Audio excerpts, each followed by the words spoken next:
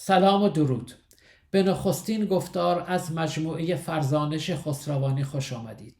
فرزانش خسروانی سفری است در قلمرو خرد، نور، داد و معنا.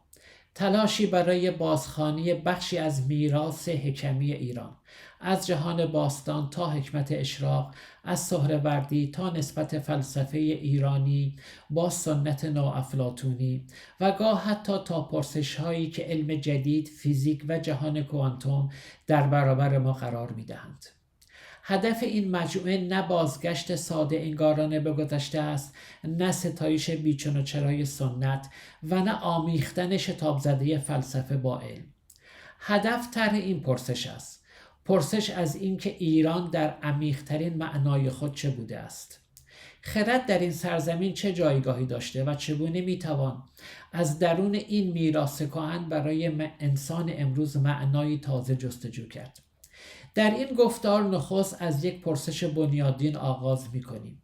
نام ایران از کجا آمده؟ و مهمتر از آن، آیا این نام در ریشه تاریخی خود نام یک نژاد است و یا نام یک جهان فرهنگی، زبانی، آیینی و تمدنی؟ سالها به ویژه در دوران جدید واژه‌هایی مانند آریا، ایران و آریایی با برداشت‌های نژادی آمیخته شدند. در قرن 19 و بعد در قرن 20 برخی از جریان‌های اروپایی کوشیدند واژه آریایی را به یک مفهوم نژادی تبدیل کنند، مفهومی که بعدها در ایدئولوژی‌های خطرناک و ویرانگر نیز به کار گرفته شد. اما آیا این برداشت نژاد محور با معنای تاریخی و ریشه‌ای این واژه سازگار است؟ پاسخ کوتاه این است: نه. دست کم نه به معنایی که در دوران جدید از نژاد فهمیده می شود. برای فهم این موضوع باید به ریشه های کهن‌تر بازگردیم. نام ایران با واژه های باستانی آریا و ایریه یا ایریه پیوند دارد. در فارسی باستان شاهان هخامنشی از واژه آریا استفاده کردند. در اوستانی صورتهایی از این واژه دیده می شود که مردمان، سرزمینها و جهانهای ایرانی را توصیف می کند. اما نکته مهم اینجاست: در جهان باستان هویت انسانها فقط بر اساس خون یا زیست شناسی تعریف نمی شد. زبان، آیین، اسطوره، نیایش، هویت، حافظه مشترک و نظم سیاسی، حتی رابطه انسان با جهان قدسی، همه با هم در کنار هم هویت یک جامعه را شکل می‌دادند. بنابراین وقتی ما در متون کهن از آریا یا ایریه می‌بینیم سخن گفته شده، نباید فوراً آن را با مفهوم نژادی برابر بدونیم. درک نژادی از واژه آریا بیشتر محصول دوران جدیده. دوستان میدونن که در قرن 19 به نوعی زبانشناسی نژاد زده رواج پیدا کرده بود و نوعی به اصطلاح ملیگرایی افراطی از اواخر قرن 19 تا اوایل قرن 20 سراسر جهان را فرا گرفت. این نوع تلقی محصول قرن 19 اروپاست. و بعد از اون هم یک سری از ایدئولوژی ها کوشیدن که زبان و تاریخ رو برای ساختن برتری طلبی های ایدئولوژیک و نژادی مورد استفاده قرار بدن. اما در ریشه ایرانی و اوستایی ما با چیزی پیچیده تر و عمیق‌تر و فرهنگی تر روبرو هستیم. ایران در آغاز نام یک زیست نژاد بسته نبود. ایران نام یک حوزه هویتی بود، چیزی که در اون زبان، آیین، اسطوره، منشأ، داد و نوعی فهم از نظم کیهانی با هم پیوند می‌خوردن. اینجاست که پژوهش‌های ایرانشناسان بزرگ مانند گرارد و نیولی اهمیت پیدا می‌کنه. نیولی یک ایرانشناس برجسته ایتالیایی در پژوهش‌های خودش درباره ایده ایران و در کتابی هم به همین نام نشان داد که ایران بیش از آن که یک دولت سیاسی باشه، یک ایده تاریخی، هویتی و فرهنگی بود. به بیان ساده تر، ایران نخست به عنوان یک جهان معنایی شکل گرفت، جهانی که مردمان آن خودشون رو با زبان، سنت، آیین، حافظه مشترک و تصور خاصی که از جایگاه انسان در جهان داشتن تعریف می‌کردند. در نگاه نیولی، ایران در دوره‌های کهن ریشه در واژه‌های آریا و ایریه داره. اما این واژه ها را نباید با نژاد آریایی به معنای مدرنش یکی گرفت. این واژه ها بیشتر نشان دهنده نوعی تعلق بودند، تعلق به یک سنت، به یک آیین، به یک هویت، به یک زبان، به یک حوزه فرهنگی و به یک نقطه نظام دینی و اسطوره‌ای، یک تشرف خاص آیینی. و ایرانیان کسانی بودند که به اون آیین مشرف بودند و غیر ایرانیان کسانی بودند که هنوز به اون آیین مشرف نبودند. در دوره هخامنشی شاهانی مانند داریوش از هویت سخن گفتند، از هویت آریایی. اما این هویت در متن تاریخی خودش با زبان، تبار، شاهی و پرستش اهورامزدا پیوند داشت. یعنی حتی در این مرحله نیز ما صرفاً با یک مفهوم زیستی روبرو نیستیم.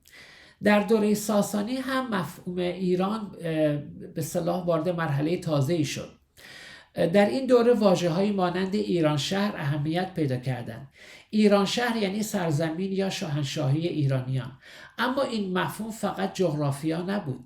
ایران شهر یک ایده سیاسی بود که در اون شاهی، دین زرتشتی، نظم کیهانی و هویت ایرانی در کنار هم قرار می گرفتند. و به همین دلیل می توان گفت که در دوره ساسانی فقط نام ایران یک خاک نبود، نام یک نظم بود، نام یک جهان بود، جهانی که خود را در برابر بی‌نظمی، دروغ، آشوب و جهان انیرانی تعریف می کرد. البته باید مراقب باشیم. این سخن به این معنا نیست که در جهان باستان هیچ عنصر قومی یا تبارشناختی وجود نداشت. بالعکس، چنین برداشتی درست نیست. در جوامع باستانی معمولا مردم خودشون رو با نسب و خاندان و تبار خودشون یا با زبان خودشون تعریف میکردن. اما نکته مهم اینجاست که تبار در جهان باستان با نژاد در جهان امروز متفاوت بوده و ما نباید اون رو با هم یکی بگیریم. ما وقتی از ایران سخن میگیم از یک نژاد بسته و خالص سخن نمیگیم. چنین چیزی نه با تاریخ سازگاره، نه با واقعیات تمدنی ایران. ایران از آغاز یک سرزمین چند لایه بوده، سرزمین زبانها، سرزمین اقوامها، آیینها، فرهنگها و سنتهای گوناگون. اما آنچه که این کثرت و این تکثر رو در طول تاریخ به هم پیوند داده و در کنار هم نگه داشته، ایده عمیق‌تری بوده است به نام ایده ایران. ایده ایران یعنی پیوند میان سرزمین، زبان، داد، شهریاری، خرد، آیین، هویت و حافظه تاریخی. در این معنا ایران بیشتر یک نام تمدنی است تا نژادی. ایران نام یک میراث است که در آن راستی در برابر دروغ، داد در برابر بیداد و نور در برابر تاریکی معنا پیدا میکنه. از این منظر پرسش از ریشه نام ایران فقط یک بحث زبان شناختی نیست. این پرسش ما رو به قلب مسئله بزرگتر میبره. ایرانی بودن یعنی چه؟ آیا ایرانی بودن یک امر خونی و بسته است یا نوعی تعلق به یک جهان تاریخی، فرهنگی و اخلاقی؟ اگر ایران را فقط به نژاد فرو بکاهیم آن را کوچک کردیم. ایران بسیار بزرگتر از یک تصور نژادی است. ایران نام یک تجربه تاریخی است. تجربه ساختن معنا در میان اقوام، زبانها، آیینها، هویتها و سنتهای گوناگون. به همین دلیل بازخوانی ریشه نام ایران فقط تصحیح یک خطای تاریخی نیست. این بازخوانی میتونه راهی باشه برای فهم دوباره خودمون. اگر ایران را نه نژاد بلکه فرهنگ، آیین، خرد و داد بدانیم، آنگاه ایرانی بودن نیز به یک مسئولیت تبدیل می شود. مسئولیت پاسداری از قانون، از خرد، از داد، از قانونگرایی، از کرامت انسانی و از پیوند میان گذشته و آینده. در اینجاست که فرزانش خسروانی از همین نقطه آغاز میشه. از این پرسش که ایران پیش از آن که یک نام سیاسی روزمره باشه چه افقی از معنا رو در خودش حمل میکنه.